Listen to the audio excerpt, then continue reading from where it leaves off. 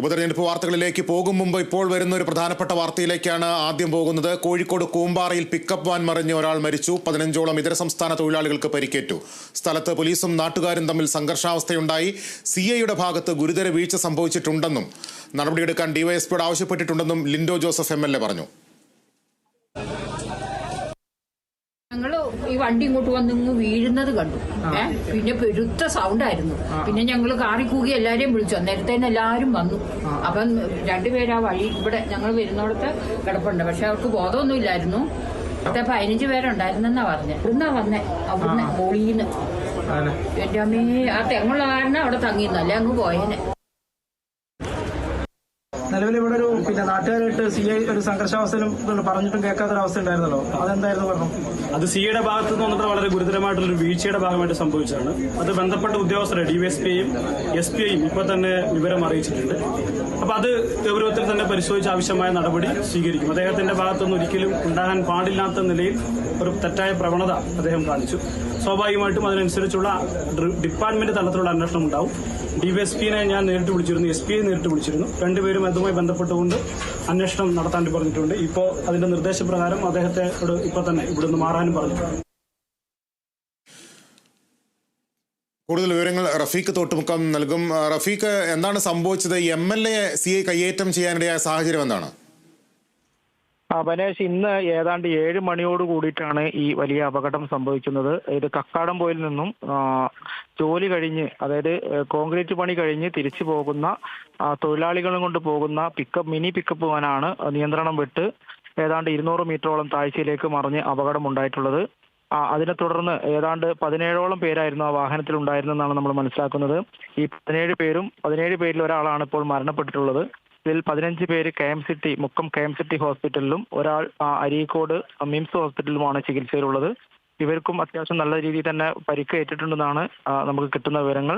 പിന്നീട് ഇവിടെ ഉണ്ടായിരുന്ന നാട്ടുകാരാണ് അതിവേഗത്തിലുള്ള രക്ഷാപ്രവർത്തനം നടത്തിയത്. അതായത് സംയോജിത ഇടപെടൽ മൂലമാണ് വലിയ മരണസംഖ്യ കുറയാൻ കാരണമായത്.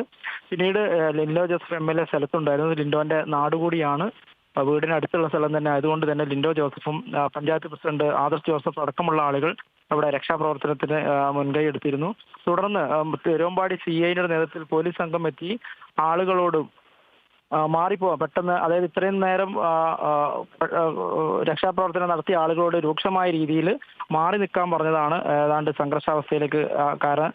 നമ്മളിത് ദൃശ്യങ്ങൾ പകർത്തുന്ന ഞാനടക്കമുള്ള ആളുകളെ CI കൈകാര്യം ചെയ്യാൻ ശ്രമിച്ചു, മാറി നിൽക്കാൻ പറഞ്ഞു. മാധ്യമപ്രവർത്തകനാണെന്ന് പറഞ്ഞിട്ട് പോലും നമ്മളെ ഉന്തിത്തള്ളി പുറത്താക്കുന്ന രീതിയിലുള്ള ഒരു സമീപനമാണ് പോലീസിന്റെ ഭാഗത്തുണ്ടായിരുന്നത്. അങ്ങനെ നാട്ടുകാരോടും ഇത് തുടർന്നപ്പോൾ ഇത്രയും നേരം നാട്ടുകാരും ഇവരും തമ്മിൽ, ഈ CIയും തമ്മിൽ വാക്കേറ്റം ഉണ്ടാകും. അത് നിയന്ത്രിക്കാൻ വേണ്ടി ലിൻഡോ ജോസഫ് MLA ഇടപെട്ടു.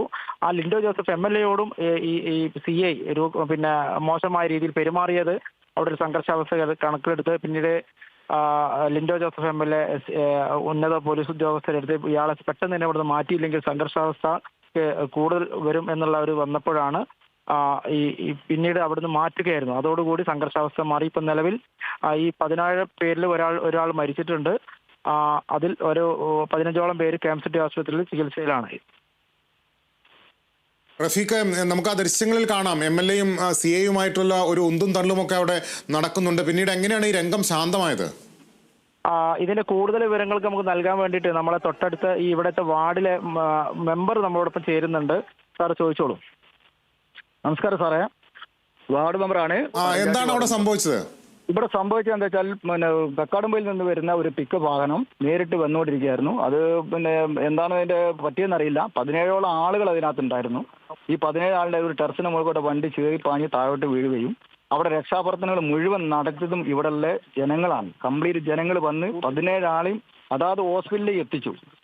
15ഓളം ആൾക്കാർ KMCTയിലും ഒരാള് അരീക്കോട് മിംസ് ഹോസ്പിറ്റലിലും ആണുള്ളത്. നിലവിൽ ഒരാൾ മരണപ്പെട്ടു എന്നുള്ള വിവരമാണ്. അവരുടെ പേരും കാര്യങ്ങളൊന്നും നമുക്ക് കറക്റ്റായിട്ട് അറിയില്ല.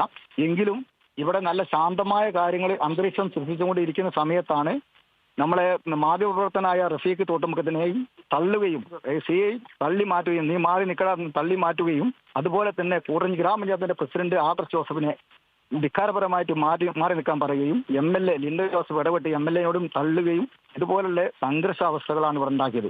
ജനങ്ങളാകെ ശോഭിതരായി ഈ നേരെ കയർക്കാൻ വേണ്ടി ശ്രമിച്ചു. കാരണം ഇതുപോലുള്ള പ്രവർത്തനങ്ങൾ ഇവിടെ നടന്നെങ്കിലും കൂടിയിട്ട് അതിനെല്ലാം ഇവിടെയുള്ള നാട്ടുകാരും ജനങ്ങളെല്ലാവരും കൂടിയിട്ടാണ് ഇതുപോലെ പ്രവർത്തനം. ഈ 17 ആളെ രക്ഷിച്ചത് ഈ ഇവിടെയുള്ള നാട്ടുകാരാണ്. എന്നിട്ട് CA വന്നിട്ട് ഒരു പെട്ടെന്നൊരു കർഷകമായ ഒരു രൂക്ഷമായ രീതിയിൽ വിമർശിച്ചുകൊണ്ട് പ്രസ്സുകാരനായിട്ടുള്ള റഫീഖ് തോട്ടുമുഖത്തിനെ അധിക്ഷേപിച്ച് തള്ളുകയും അതുപോലെ തന്നെ MLA-യെ ധിക്കരിച്ച് തള്ളുകയും പ്രസിഡന്റിനും അതുപോലെ തന്നെ ധിക്കാരമായി പെരുമാറുകയും ചെയ്തിട്ടുണ്ട്. അത് വളരെ ജനങ്ങൾക്ക് വളരെ രോഷമായ രീതിയിലാണ് ഇവിടെ നടന്നിട്ടുള്ളത്. ഏതായാലും ഒരാൾ മരിച്ചു എന്നുള്ളതാണ് നമുക്ക് അറിയാൻ കഴിഞ്ഞത്. ബാക്കിയുള്ള എല്ലാവരും നമ്മൾ ഇവിടെയുള്ള ജനങ്ങൾ മൊത്തം നമ്മൾ എല്ലാവരും കൂടിയിട്ട് നമ്മൾ അതാത് ഹോസ്പിറ്റലും കാര്യങ്ങളും എത്തിച്ചിട്ടുണ്ട്. അങ്ങനെ ഇതാണ് ഇതിലുള്ള ഒരാൾ മിംസിൽ, അതായത് അരീക്കോട് മിംസിലും 15 ആളോളം KMCT-യിലുണ്ട്. ബാക്കി വിവരങ്ങളൊന്നും അറിയില്ല. ഏതായാലും ഇവിടെ നടത്തിയിട്ടുള്ള പോലീസിന്റെ ഭാഗത്തുനിന്ന് രൂക്ഷമായ രീതിയിലുള്ള വിമർശനങ്ങളാണ് ഇവിടെ വന്നിട്ടുള്ളത്. കാരണം ഒരു മാധ്യമപ്രവർത്തനം വന്നു കഴിഞ്ഞാൽ മാധ്യമപ്രവർത്തനം ഇതെല്ലാം മീഡിയകളും കാര്യങ്ങളും എല്ലാം കൊടുക്കേണ്ടതാണ്. അയാളെ വരെ തെറ്റിദ്ധരിപ്പിച്ചിട്ട് തള്ളി മാറ്റുന്നൊരു അവസ്ഥയാണ് ഇവിടെ ഉണ്ടായിട്ടുള്ളത്. അതാണ് എനിക്ക് ഈ കാര്യത്തിൽ പറയാനുള്ളത്.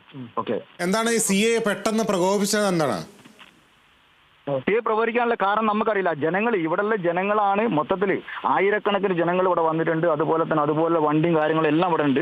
ഈ ആയിരക്കണക്കിന് ജനങ്ങൾ എല്ലാവരും കൂടി നിൽക്കുന്ന സമയത്ത് CA വന്നിട്ട് ഒരു 17 ആളുകൾ ഇതിന്റെ പ്രത്യേകമായിട്ട് പറയാനുള്ള 17 ആളുകൾ ഹോസ്പിറ്റലിൽ എത്തിച്ചിട്ടുണ്ട്. എന്നിട്ട് ഒരു കാരണമില്ലാതെ CA വന്നിട്ട് രൂക്ഷമായ രീതിയിൽ MLA-യോടും, അതായത് തിരുവമ്പാടി നിയോജക മണ്ഡലത്തിലെ MLA ലിൻഡോ ജോസഫിനോടും കൂറഞ്ച് ഗ്രാമപഞ്ചായത്തിലെ പ്രസിഡന്റ് ആദർശ് ജോസഫിനോടും അതുപോലെ തന്നെ മാധ്യമപ്രവർത്തനായ റഫീഖ് തോട്ടുമുഖത്തോടുമാണ് രൂക്ഷമായ രീതിയിൽ വിമർശിച്ചുകൊണ്ട് വർത്താനം പറഞ്ഞത്. അത് MLA ആയിട്ട് സംസാരിച്ച് അതിന് ജനങ്ങളെ രൂക്ഷമായ കേസിട്ട് വന്ന സമയത്താണ് ജനങ്ങൾ ഇടപെട്ട് പുള്ളിയുടെ കൈകാര്യം ചെയ്യേണ്ട രീതിയിൽ എത്തിയിരുന്നു. അത് ഞങ്ങൾ ഇല്ലാതാക്കി വിട്ടിരിക്കുകയാണ്. ഇതാണ് എനിക്കിതിൽ പറയാനുള്ളത്. ഇപ്പോൾ അവിടെ രംഗം ശാന്തമായിട്ടുണ്ടോ?